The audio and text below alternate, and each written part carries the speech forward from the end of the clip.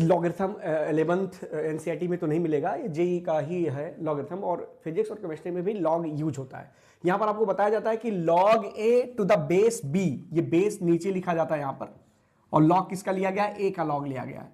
Log a to the base b या big base b, ये is defined if and only if, जब ये base 0 से बड़ा हो और बेस 1 नहीं होना चाहिए, और जिसका लॉग लिया गया वो भी पॉजिटिव होना चाहिए। तो यार ऐसा क्यों, तो मैं एक एक करके बताऊंगा कि बेस 1 क्यों नहीं होना चाहिए, ठीक है।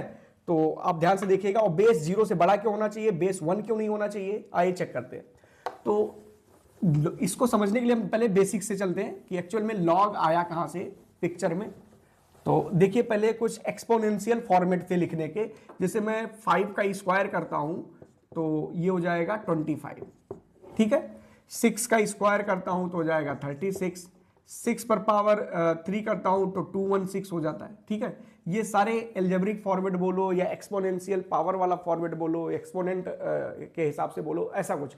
लेकिन अगर मैं इसको लॉग के फॉर्मेट में बोलूं तो इसका लॉग का फॉर्मेट होता है कि अभी भी यहां बेस 5 है तो लॉग लिख दो और बेस कर दो 5, ठीक है।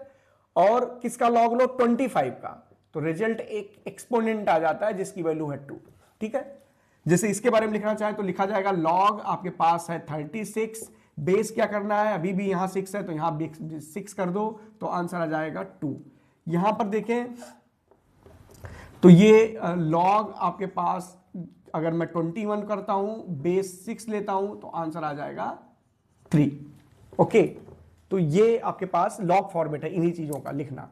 अगर ये लॉग पहले से लिखा है कि log x base y equal to z लिखा है तो इसका वो फॉर्मेट चेंज करो, लॉग फॉर्मेट में मत लिखें, अलजेब्रा वाला लिखें, तो ये y यहां चला जाएगा, बेस बन जाएगा, तो y raised power z equal to x हो जाएगा। तो ये थोड़ा बेस था, ठीक है। आइए देखते हैं आगे।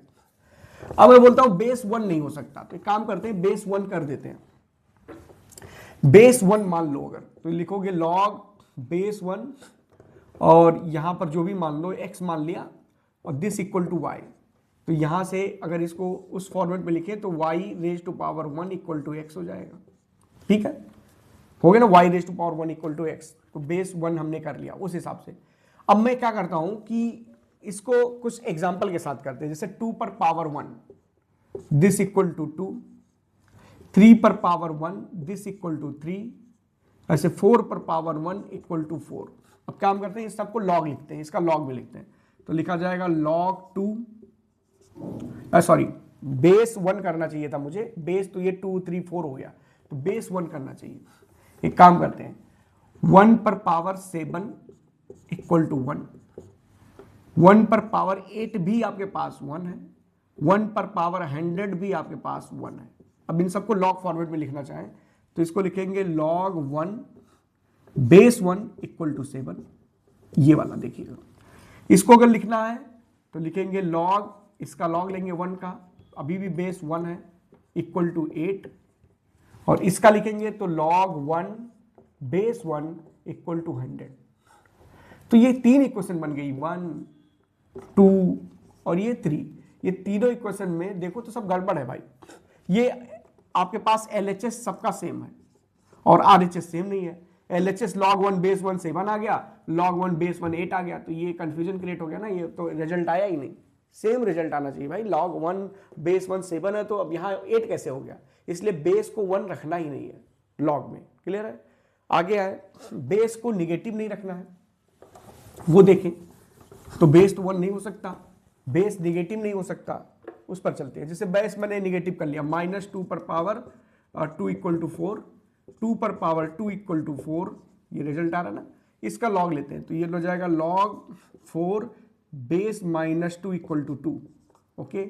आगे देखें तो ये log 4 बेस 2 इक्वल टू 2, ये दोनों अलग है ना, बेस -2 और 4 है तब भी 2 रिजल्ट आ रहा है, मतलब ये दोनों अगर सेम करना चाहो तो ये दोनों सेम होना चाहिए, दिस इक्वल टू दिस, तो कहां से 4 4 सेम हो गया, लेकिन ये बेस -2 और 2 हो गया तो मामला गड़बड़ हो गया, यानी बेस -2 भी हम लोग नहीं लेंगे, ओके।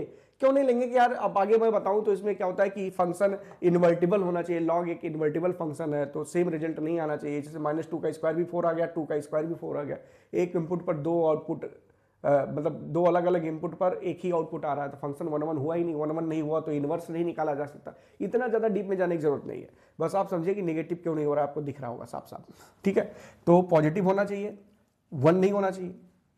अच्छा, जिसका लॉग लिया गया है वो भी नेगेटिव नहीं होना चाहिए। तो वो तो जाहिर सी बात है यार, जब मैंने बेस को ही पॉजिटिव मान लिया और इस पर पावर कुछ भी करेंगे एनीथिंग, तो आउटपुट पॉजिटिव आएगा। ये पॉजिटिव हो गया तो आउटपुट पॉजिटिव आएगा।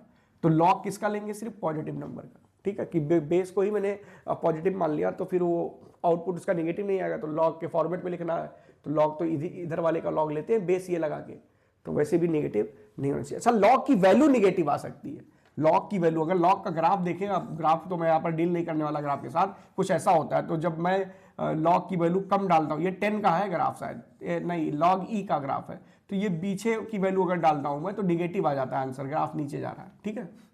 तो ग्राफ के साथ तो डील नहीं करना था, बस आपको ये समझाना था लॉग में बेस 1 क्यों नहीं होता, बेस निगेटिव क्यों नहीं होता और बेस पॉजिटिव ही क्यों लेना है, ठीक है।